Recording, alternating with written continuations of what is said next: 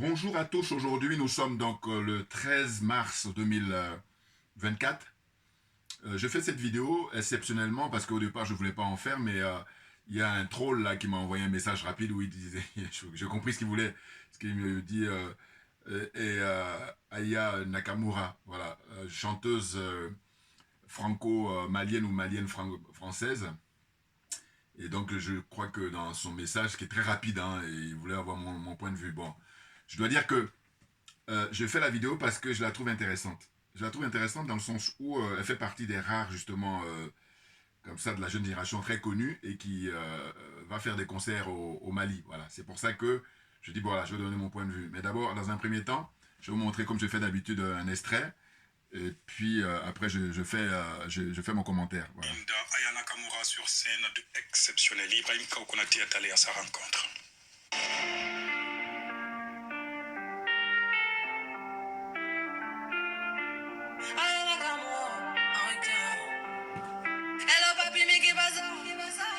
J'entends des bails à transformant. À ce qui paraît, je te cours après. Mais ça va pas, mais t'es taré. Mais comment ça? Le monde est type. Tu croyais quoi? Qu'on serait plus jamais. Je pense que ça va pas, mais t'es taré. Salut, c'est Aya Nakamura. Je vais revoir mes frères, mes sœurs, mes tantes, mes tontons, toute la famille. Ça fait plaisir aussi. Hein. Ouais. On va dire que ça fait chaud au cœur. Avec Sidiki, avec plein d'invités, plein de surprises. Donc ouais, je suis vraiment contente de faire ce dernier concert ici au Mali. Mais j'ai l'impression que ça s'exporte de plus en plus et si ça peut apporter, mon concert peut apporter plus aux Maliens et aux Maliennes, je pense que ça peut rayonner au niveau de l'Europe encore plus. Donc les jeunes Maliens, jeunes Maliennes, je vous invite à mon concert le 10 février au CICB. Ça va bien se passer, qu'on fasse la fête ensemble, qu'on danse, qu'on chante et voilà, rendez-vous le 10 février. Je suis impatiente de vous voir. Hello papi, mais qu'est-ce que ça? J'entends des bails à 300 mois. À ce qui paraît, je te cours après. Mais ça va pas, mais t'es taré, ouais. Mais comment ça? Le monde est type. Tu croyais quoi? Qu'on se verrait plus jamais. Je pourrais t'afficher, mais c'est pas mon délire. D'après les rumeurs, tu m'as eu dans ton lit. Oh, dja dja. Y'a pas moyen, dja dja. Je suis pas ta catin, dja dja show. En katchana, baby, tu t'es ça. Voilà, rendez-vous le 10. Aya Nakamura sur scène demain sur l'esplanade du CICB. À ne pas manquer ici donc à Bamako. Ainsi va l'actualité. Voilà. Si vous souhaitez intéresser une femme, Voilà. arrêtez de la draguer, de Alors, faire des... stop. Voilà, on se calme. Voilà. Voyez-vous, là, elle m'intéresse. Ben oui. Parce que je dois dire que, comme je vous dis toujours, moi, je suis beaucoup plus préoccupé par tout ce qui est politique. Et j'adore la musique, Dieu se le sait. Et puis la littérature et tout ça, c'est clair. Et donc cette jeune femme, Aya Nakamura, excusez-moi de son nom, hein, mais je dois dire que c'est plutôt une génération de ma fille et tout ça, enfin bon. Mais au niveau musical, bon voilà, c'est pas toujours ce que j'écoute très clairement, c'est sûr. Mais au fond, la réflexion, c'est quoi? Voilà, ce que ça m'inspire, c'est que je dis, elle suscite naturellement beaucoup de jalousie. Et parce qu'elle a du succès, or elle répond à un manque, c'est clair. C'est-à-dire pour sa génération, évidemment que la nature a horreur du vide, donc elle, par rapport à son énergie, j'en parle toujours parce que c'est unique. Chacun de nous a une énergie qui lui est propre, et c'est cette énergie-là que je qualifie de génie. Et par conséquent, chaque être humain est un génie. Il y a juste des gens qui mettent des barrières, du coup, voilà, ça freine, ou alors on ne permet pas justement de pouvoir exploser. Mais autrement, s'il n'y a pas de barrière, si on laisse les choses se faire ou on aide, eh bien évidemment tout le monde explose très clairement dans chaque domaine évidemment. Elle dans le domaine là, en l'occurrence la chanson, alors qu'elle n'avait pas commencé par là, eh bien voilà, c'est son énergie, hein, son travail aussi, elle travaille beaucoup, et puis donc c'est la rencontre, hein, avec cette génération là, sa génération à elle, vous voyez, et elle a du succès à travers le monde. Vous voyez, elle a beaucoup de vues, des milliards de vues, et donc ça suscite des jalousies. Mais en réalité, il n'y a pas que ça. Parce que moi, le sentiment que j'ai vis-à-vis de ce qui se passe actuellement, c'est qu'elle est critiquée parce que récemment, il est question que elle, je crois, chante pour l'ouverture des JO, les Jeux Olympiques à Paris, prévus au mois de juillet 2024. Donc il serait question qu'elle reprenne une des chansons de la grande chanteuse française Edith Piaf. Donc c'est la raison pour laquelle on nous dit quoi? On nous dit qu'il y a une frange de l'extrême droite et de la droite classique, surtout l'extrême droite, qui sont opposés à ça. Parce que, au fond, ils lui disent, voilà, ils reprennent un peu sa chanson qui a eu beaucoup de succès, hein, Adja, Adja, Adja. Oui, voilà, j'ai du mal un peu. Et ils ont essayé de poster ça sur les réseaux sociaux. Ils ont dit, voilà, ici, c'est pas Bamako et je sais pas quoi. Mais pourquoi je dis c'est intéressant? Parce qu'au fond, il se trouve que la France-Afrique, ah oui, oui, on n'en démord pas. Eh ben, ils aiment que les Africains restent esclaves définitivement. Or, elle fait preuve de courage quand elle va faire les concerts à Bamako. C'est pour ça qu'elle m'intéresse. Alors que je sollicite à ce que tous les grands musiciens, ou même les petits, mais surtout les plus grands, les plus connus, parce qu'il y a l'impact, voilà, qu'ils aillent là-bas faire un concert à Bamako, faire un concert à Ouagadougou, faire un concert à Niamey. Voilà. Et puis aussi dans d'autres communes, naturellement. Mais là, on va, dans un premier temps, s'intéresser aux capitales. Mais faire ça déjà. Donc c'est pour ça que je la félicite, je l'encourage vivement, parce que justement, la France-Afrique n'aime pas ça. La France-Afrique aime les Africains qui sont des militants, des adeptes de la servitude volontaire, voilà, qui acceptent leurs conditions d'esclaves. Or là, elle fait preuve d'émancipation, elle fait preuve de liberté, voilà. Et quand on ne sait pas, on pourrait penser qu'elle est née ici, alors que non. Elle est arrivée ici, beaucoup plus jeune, hein, voilà, ses parents. Et puis, c'est tout récemment d'ailleurs, en 2021, je crois qu'elle a fait la demande de nationalité française. Ça veut dire que longtemps, elle devait disposer de la carte de séjour. Vous vous rendez compte? Et comme elle a beaucoup de talent, vous voyez, son génie fait qu'elle est écoutée partout, je vous dis. Hein, et puis, les autres pays européens, notamment en Hollande, aux Pays-Bas. Voilà, c'est ça qui est un peu étrange. Mais elle a beaucoup, beaucoup de succès là-bas.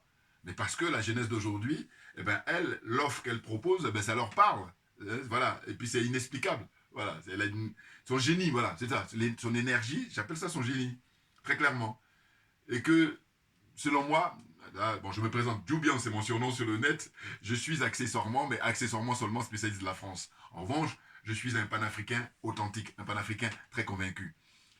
En tant qu'accessoirement spécialiste de la France, mais là, pensez bien, là, c'est mon dada. C'est de la manipulation classique, habituelle en France. L'oligarchie manipule tout le monde. Ça, c'est vraiment ils sont champions du monde de la manipulation. Ça veut dire quoi? Ça veut dire qu'elle n'est pas la première, comme ça, qui est ostracisée, hein, qui est mise en accusation par rapport au fait que, oui, elle trahit la France, je ne sais quoi.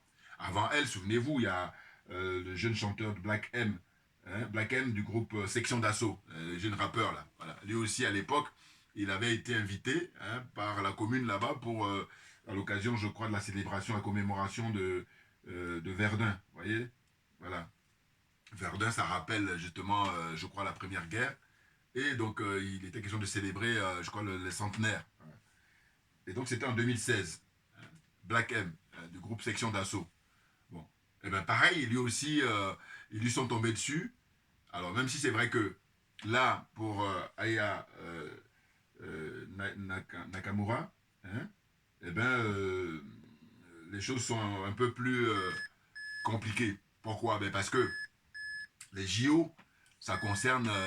enfin, je veux dire, les JO sont beaucoup plus populaires que, comment dire ça, la question de commémorer Verdun. On est d'accord. Vous comprenez? Voilà. Mais tout ça, c'est de la manipulation. Hein. Parce qu'en fait, ils sont dans cette situation-là qui, en France, comme je vous dis, la population française n'a pas une conscience politique. En tout cas, non, il n'y a pas beaucoup. Voilà. Il y a un bruit là qui ne me plaît pas. Ouais, alors je ne sais pas d'où ça vient. Excusez-moi. Hein. Oh, c'est pas vrai. Voilà. Voilà, excusez-moi, voilà, parce que c'est indépendant de ma volonté. Donc je disais que c'est de la manipulation. Hein, tout ça, comment dire ça? C'est l'oligarchie qui tire les ficelles. Voilà, hein, très clairement. Parce qu'au fond, je dis, il y a des gens qui sont d'origine malienne qui... Tanguy, là, le jeune Tanguy, je crois qu'il est malien. Un jeune Tanguy, là, qui, lui, au point de vue intellectuel, en fait, il a un bon niveau, mais sauf que lui, il est perdu. Parce que je pense qu'il a été adopté, ce garçon. Et par contre, là, on le met en avant. Parce qu'il dit du mal des Africains. Voilà. Là, ça marche.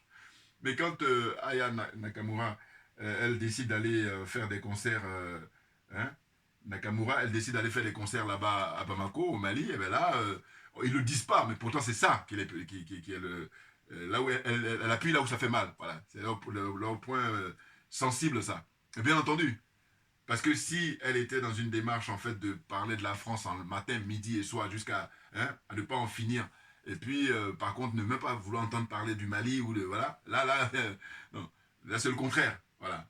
Hein. Elle représente la France, mais elle tient à ses origines africaines, origines maliennes.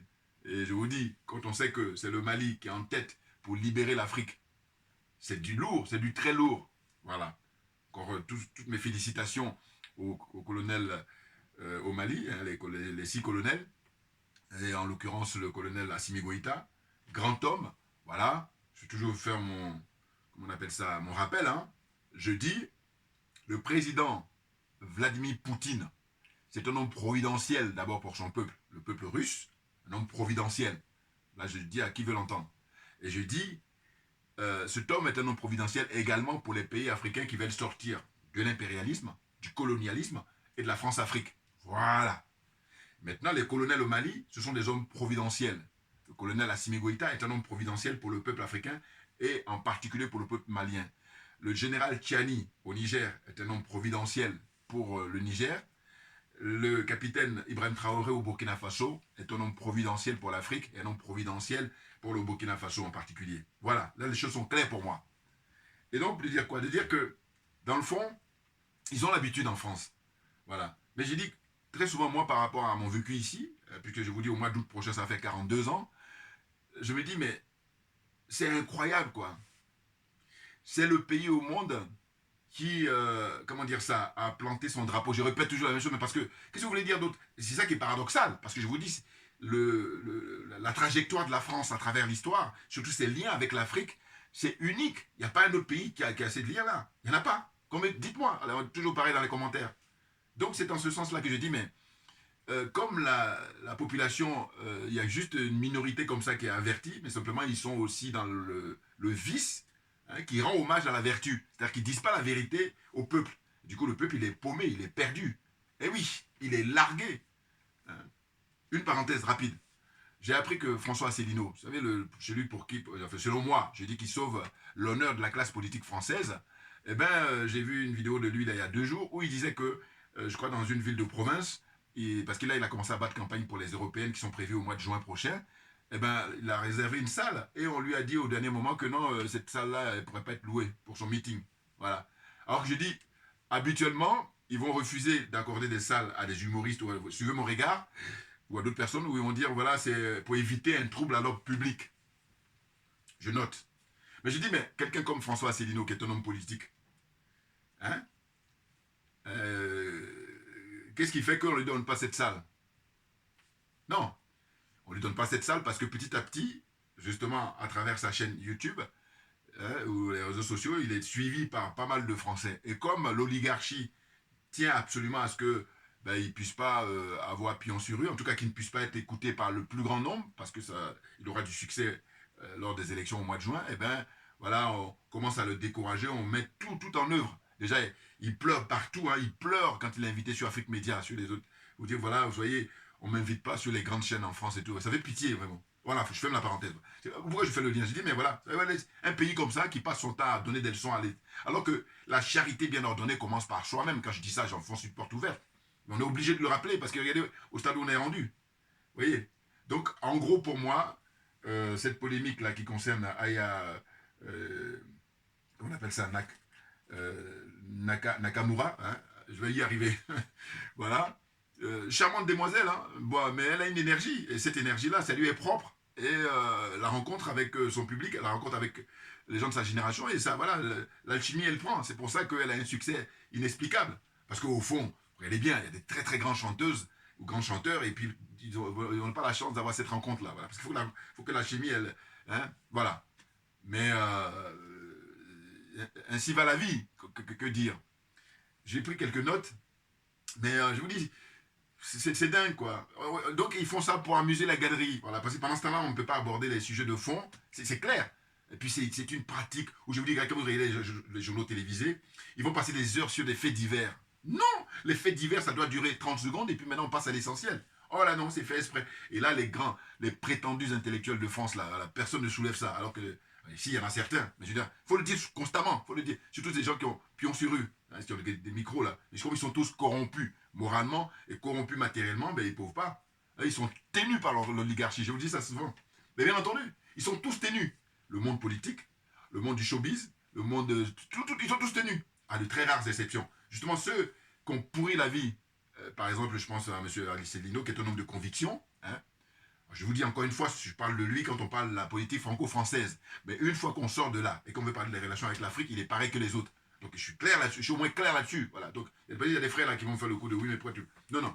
Hein. Je sais où j'en suis. Je vis ici, donc je ne peux pas, comment dire, ne pas m'intéresser à la vie politique. Ça n'a pas de sens. Je dis, si je rentre au pays, c'est prévu. Hein, définitivement, voilà, là, on peut me faire ce procès-là, mais je suis ici en Occident, en France en particulier.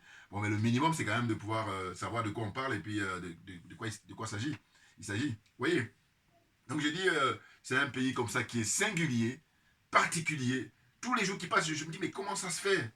Comment ça... Mais tant pis, hein. Quand je dis tant pis, je veux dire qu'en fait, il y a un potentiel énorme. Il y a des gens qui ont la capacité, qui ont la possibilité. Simplement, il y en a d'autres qui refusent de voir la vérité en face. Ah oui, parce que c'est vrai que, comme dit le capitaine Thomas Isidore Noël Sankara, il dit la vérité crue, la vérité, c'est une révolutionnaire. Voilà. Et oui. Et non, ils mettent la tête sous la couette, ils font une fuite en avant. Hein, parce que je vous dis, aujourd'hui, ils sont où les Patrick, comment dire, Balavoine, Daniel Balavoine, très grand chanteur de variété, courageux, Tom, à l'époque. Ils sont où les Coluches? Hein? Alors évidemment, il y a le frère Mbalambala, naturellement, mais regardez le son que... Parce qu'ils n'aiment pas la vérité. Eux, leur religion, comme j'ai toujours dit, c'est le mensonge. Ils ont érigé le mensonge comme étant leur religion.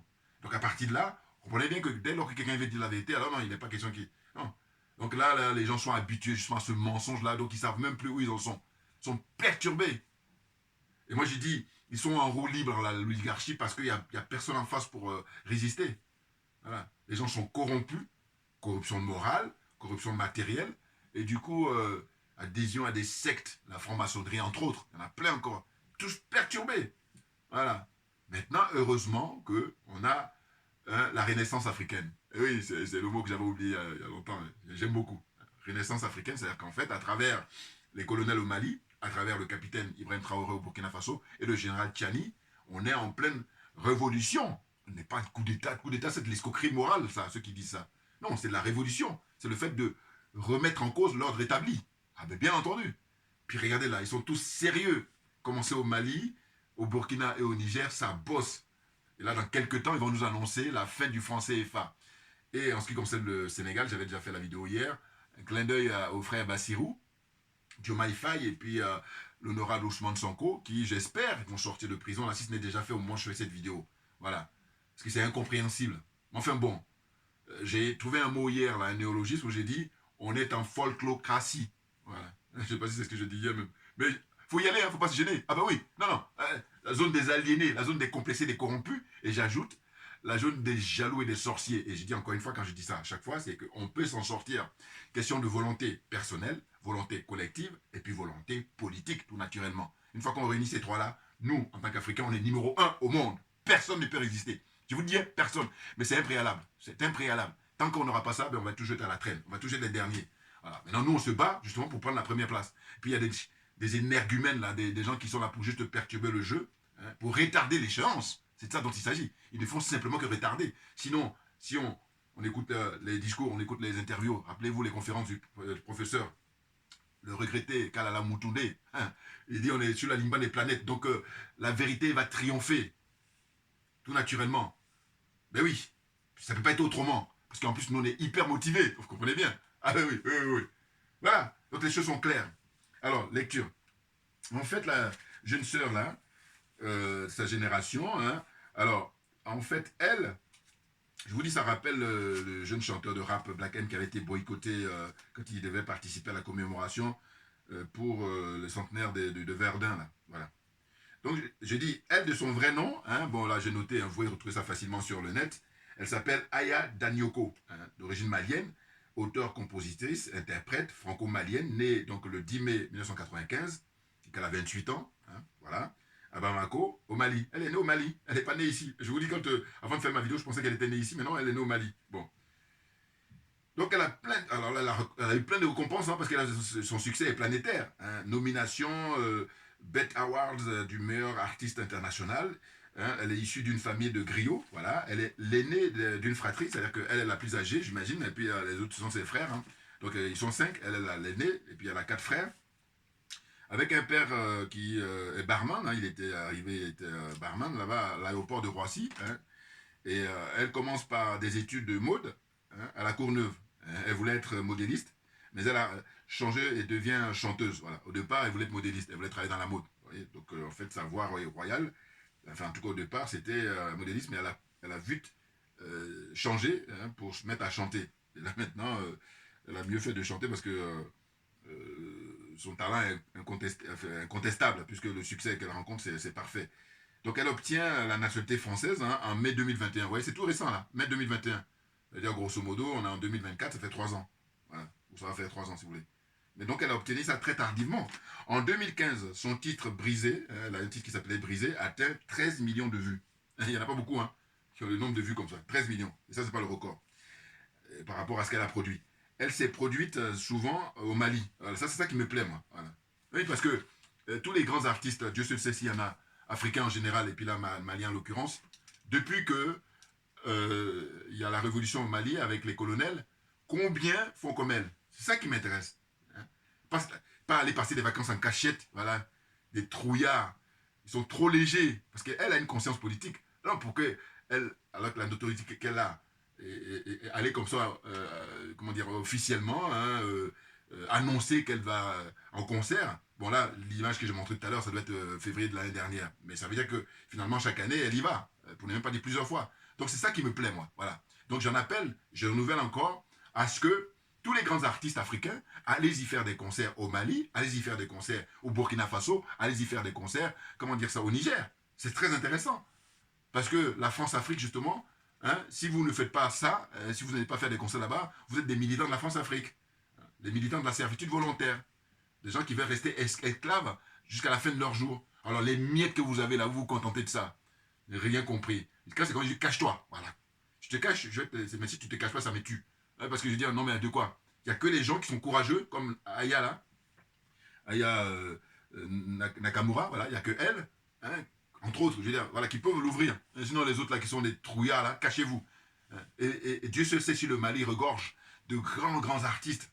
Ah oui, qui ont une notoriété internationale. J'ai toujours dit, il faut prendre l'exemple sur le grand Salif Keïta. Et oui, c'est lui qui a participé, entre autres, qui a participé à faire partie Ibeka. Là oui. Et là maintenant, il a été choisi pour conseiller le président Assimi Goïta. Voilà, il n'y a rien à dire, c'est parfait. Vous voyez? Donc, alors, continue la lecture. Hein. Alors, donc je disais, elle s'est produite souvent au Mali, voilà. Et puis en 2016, elle décroche un contrat chez Warner, c'est les majors, là. Hein, elle décroche un contrat là-bas. Ça, c'est en 2016. Le 25 août 2017, hein, alors, je me cherche à mettre en lumière, là, parce que là, je sens que c'est un peu sombre. Voilà, là, ça va. Excusez-moi. Hein. Donc, le 25 août 2017, elle publie son premier album intitulé Journal intime.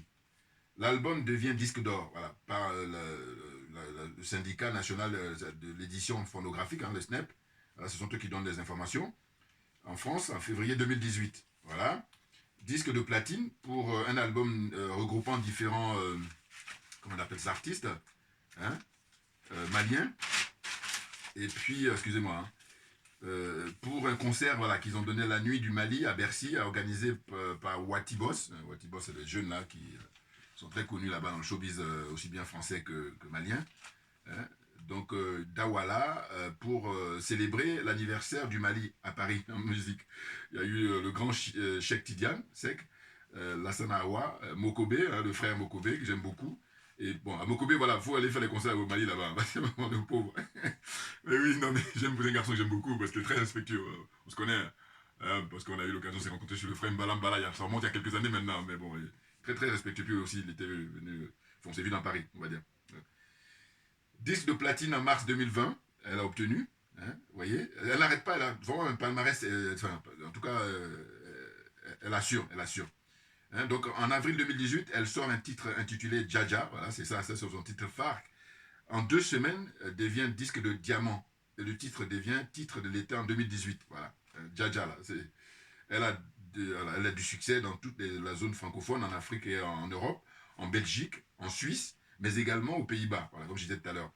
Hein, pour la première fois, une chanteuse, enfin une chanson française, hein, Djadjala, d'un artiste féminine, prend la tête des ventes, hein, du jamais vu dans ce pays, hein, aux Pays-Bas, en Hollande, depuis 1961. Donc c'est même pour ça qu'ils ont demandé de chanter pour Edith Piaf, j'imagine.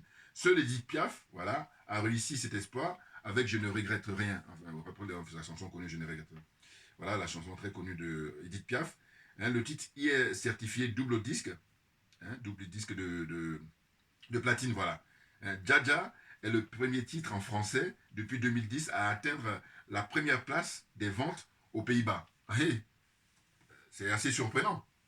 Mais ça veut dire que la génération là-bas d'adolescents et puis des jeunes des Pays-Bas hollandais, là, ils aiment beaucoup Jaja.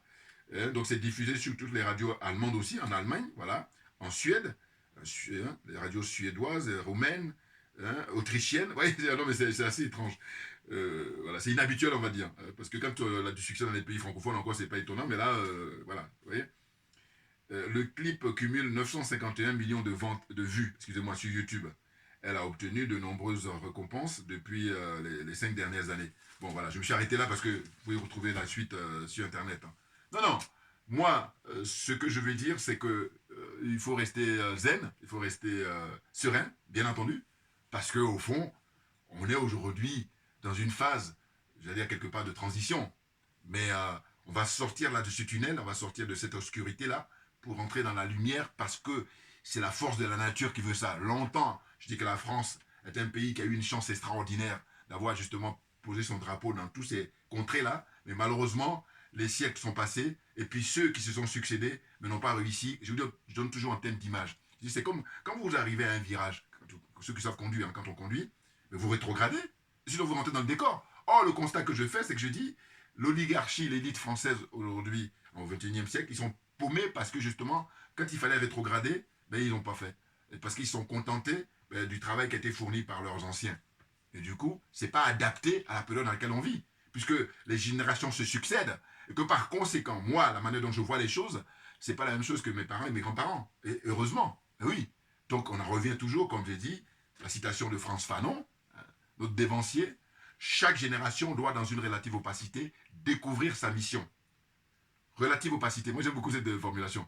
Et il dit, quand tu découvres ta mission, il y a deux choses. Soit tu l'as trahi, soit tu l'accomplis. Nous, on a décidé d'accomplir notre mission. C'est la raison pour laquelle on ne lâche rien et qu'on va aller jusqu'au bout. Parce qu'on est en train d'engranger les batailles, là.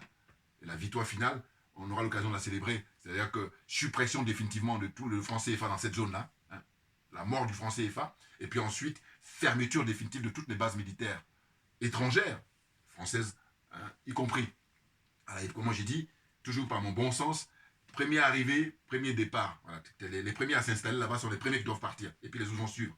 Voilà, là, c'est simplement quand on se veut honnête, on se veut sérieux. Voilà, ce qui est mon cas. Voilà, très clairement. Vous voyez. Donc, c'est vraiment pour amuser la galerie. Et puis, ils se font plaisir. Et comme beaucoup n'ont pas compris, alors ça se chamaille. Et pendant ce temps-là, je vous dis qu'ils bouffent la langue de ce pays, ils sont tranquilles. Alors que c'est pas ça l'essentiel. Et puis d'ailleurs, il ne faudrait pas que j'oublie pour préciser. Ceux aujourd'hui, en XXIe siècle, qui commencent à dire oui, par exemple, le chanteur Black M du groupe Section d'Assaut, quand on avait interdit son concert là-bas à Verdun, oui, parce que le groupe Section d'Assaut avait écrit des chansons à l'époque qui allaient contre la France et tout. Je dis, attendez, on nous la fait pas, nous, hein. Ah non. Parce que moi, je prends mon exemple. Moi, mon père, par exemple, a fait la guerre d'Indochine, ensuite la guerre d'Algérie. Bon, rien que ça me donne le droit d'être dans ce pays. Rien que ça. Premier point. Deuxième point, tous les Africains en général, je dis bien en général, hein, eh ben, ils ont soit le père, soit le grand-parent, ou l'arrière-grand-parent qui a combattu pour la France. Et quel est le bilan? C'est-à-dire, qu'est-ce qu'ils ont en retour? Regardez la situation des tirailleurs sénégalais. Hein? Depuis des décennies, qu'est-ce qu'ils ont? Et malheureusement, la plupart sont morts. Malheureusement. Donc, les pensions sont cristallisées. Il y en a d'autres même qui n'ont rien du tout. J'ai vu des images à l'époque des documentaires où les médailles qu'ils avaient, ils étaient obligés à l'ambassade dans les différents pays, au Sénégal, en Côte d'Ivoire, d'aller les revendre, leurs médailles, pour avoir un peu d'argent pour pouvoir survivre. Donc, qu'est-ce que je vais dire? Ce que je veux dire, c'est quoi? C'est que je dis, mais il y a des gens aujourd'hui qui, si on fouille bien le coderme, là, quand il y avait la guerre, hein, en 1870, quand il y a eu la guerre 14-18, la première, quand il y a eu la guerre, la seconde, en 39-40, 39-45, hein, leurs parents, grands-parents, ils étaient où? Des collabos. Voilà. C'est ça. Collaborer avec les Allemands, à chaque fois. Si on fouille bien, hein, chacun d'eux, là, aujourd'hui, ils font le malin. C'est ce qu'il faut leur dire. Disons, viens, sors-moi ta généalogie, sors-moi, on va regarder. Tu as fait, tes parents, tes grands-parents, ils ont fait quoi? Moi, par contre, je peux te sortir. Voilà. Donc, tu fermes là, assieds-toi et prends des notes. Et puis, tu dois. Je dis, oh, ce qui me tue, c'est qu'il y a des frères là, qui ont plus de moyens, et puis ils sont là. Des corrompus, corruption morale, corruption matérielle, et puis. C'est pour ça, hein. Sinon, si eux, ils faisaient le nécessaire, parce que vous pensez bien, moi, je ne suis pas très écouté, je ne suis pas très suivi. Ça va venir, peut-être. Mais en tous les cas, ce qui est sûr, c'est que, malgré tout, j'ai dit, moi, la vérité, tu peux pas faire concours avec moi. Je veux dire, je ne suis pas le seul, mais malheureusement, on n'est pas nombreux. Voilà. Parce que si on était nombreux, eh bien, ça allait accélérer la cadence. Bien entendu, dire ces vérités-là. J'ai dit, tes parents, tes grands-parents, il faudrait voir pendant la guerre, la première, en 14-18 et 39-45, là, qu'est-ce qu'ils faisaient? Ils étaient planqués. Hein? Collabos. Donc on la ferme définitivement. On respecte l'Africain, parce que c'est grâce à l'Africain que vous bénéficiez là de, comment on appelle ça, l'opulence, le bien-être. Hein? Ça ne va pas durer, parce qu'au fond, la vérité va... Parce que jusqu'à présent, on était dans le mensonge. Là, la vérité va finir par triompher, très clairement. Et bien entendu, comme j'ai pour habitude de dire que la vérité, elle est en CDI quand le mensonge est en CDD. Contrat à durée déterminée pour le mensonge et contrat à durée indéterminée pour ce qui concerne la vérité. On est là-dedans. On arrive tout doucement, tranquillement, mais sûrement. Et bien entendu. Donc, c'est ce qu'il faut dire. Et ceux qui veulent embêter Black M ou ceux qui veulent embêter tous les Africains d'ailleurs. Mais oui, parce que si on fouille bien, chacun des Africains a versé son sang pour ce pays et on n'a rien en retour. L'ingratitude totale. Et quand je dis ingratitude, le mot est faible. Hein. Trouvez un mot encore beaucoup plus fort. Voilà. Donc on la ferme, on s'assoit, on prend des notes. Voilà. Et je vous dis, ce qui fait leur force, c'est que parmi nous, justement, les corrompus là, voilà, qui se contentent des miettes, c'est pour ça que c'est désarmant. Mais cela dit, fort de l'énergie que nous avons, qui émane des ancêtres, on lâchera rien parce qu'on a assez perdu, hein, justement, de frères et sœurs. Voilà. Des innocents qui ont été broyés par le système de la France-Afrique. Donc aujourd'hui, là, vous n'allez pas continuer à nous la faire. Très clairement. Voilà, c'est de ça dont il s'agit. J'aurai peut-être l'occasion de revenir là-dessus, mais voilà, je m'arrête là aujourd'hui. Merci à vous tous pour votre attention. Et puis à très bientôt. On ne lâche rien, mais tout simplement parce que c'est nous qui avons raison. C'est tout. Il n'y a rien d'autre à ajouter.